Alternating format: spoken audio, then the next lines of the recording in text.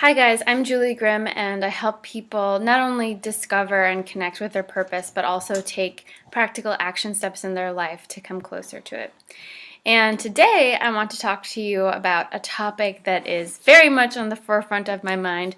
I pretty much can't escape it right now, given some physical conditions that have occurred.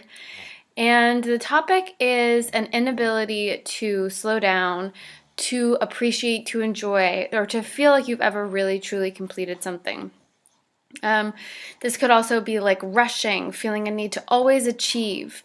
And it's sort of a double-sided sword because on the one hand, we people who have this sort of propensity achieve a lot in life. Like you probably are outwardly very successful. This behavior has gotten you places that you want to go.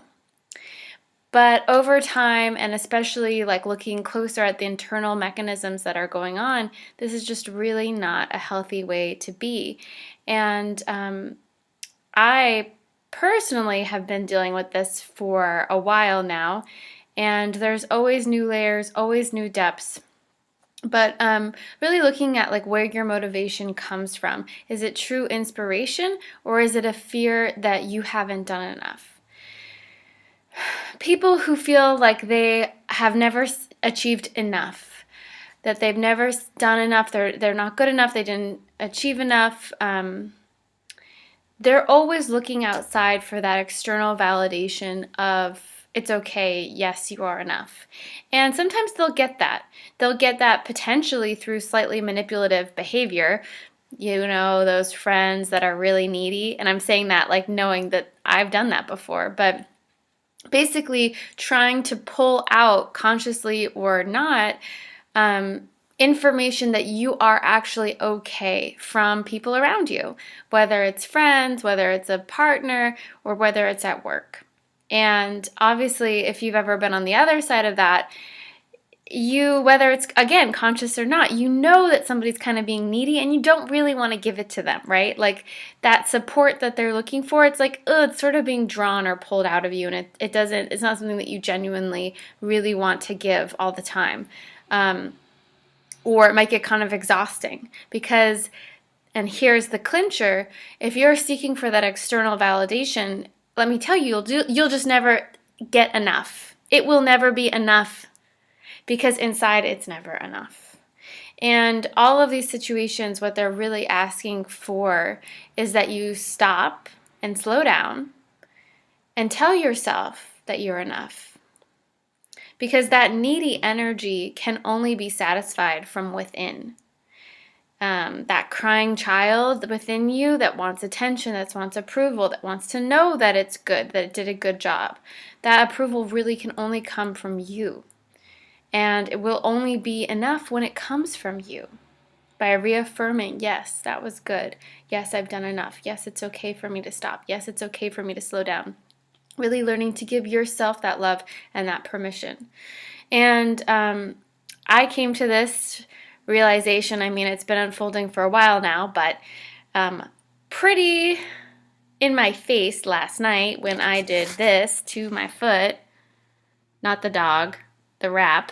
Yes, I'm dog sitting, so that makes it even more exciting, but I sprained my ankle, and I don't typically hurt myself, so a sprain is something that I don't really know how to deal with, and I had to cancel things, and I was already thinking, oh my gosh, I should have created this event tonight, and then I'm like thinking, would I do that? Would it make sense?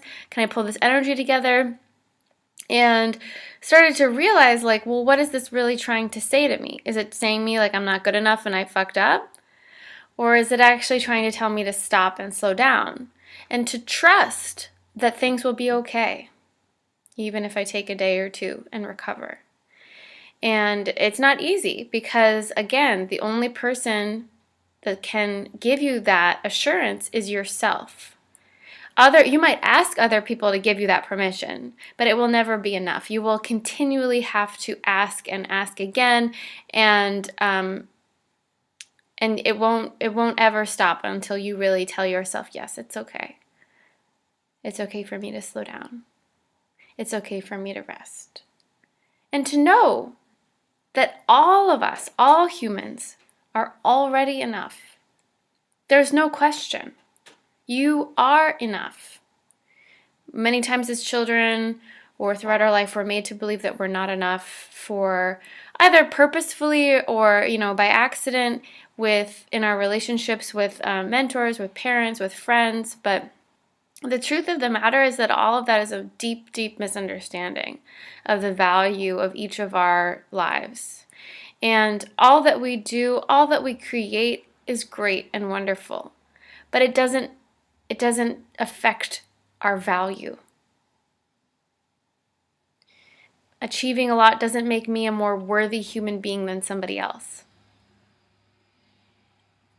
So wrapping our heads around that and really opening up to a deeper sense of not just believing but knowing that we are enough will really help with that slowing down.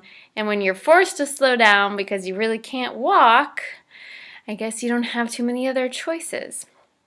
One more comment before I let you guys go is that this is actually a repeat injury. It's a different injury, but the same foot. 3 years ago, I fell rock climbing and I also couldn't walk.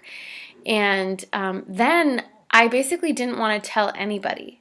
So I was living in a state of extreme independence, false independence, that I basically didn't want to rely on anybody, so I didn't even tell people what was going on.